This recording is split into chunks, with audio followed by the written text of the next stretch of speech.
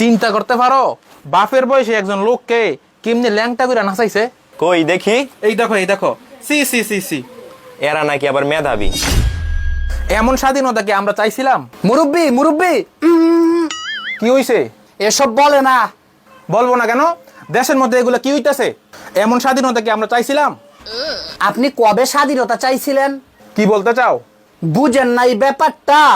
ছাত্ররা যখন আন্দোলন করছিল তখন আপনি এই চায়ের দোকানে বসেই কইছিলেন ফকিন্নির পুতেরা খাইতে পারে না আবার আন্দোলন করে, কি বলছিলেন না? তুমি এসব কি বলতেছো? থামেন, আমরা সব কিছুই জানি। আপনি আগে দলের গোলামি কইরা অনেক টাকা পয়সা কামাইছিলেন, এখন আর কামাইতে পারেন না, বৈশা বৈশা ছাত্রকে দোষ খুঁজেন। আচ্ছা যাই হোক, এর লেগে বাপের বয়সে একজন লোককে এভাবে ল্যাংটা করে নাচাইবো? বয়সটা বাপের মতো হইতে পারে, চরিত্র কিন্তু ঠিক আপনার মতো। তুমি কিন্তু বেশি বাড়াবাড়ি করতেছো। শোনেন, ভালো হয়ে যান। সরকার পতনের আগে আপনি কি করছেন আর না করছেন এগুলো সব কিন্তু আমরা জানি।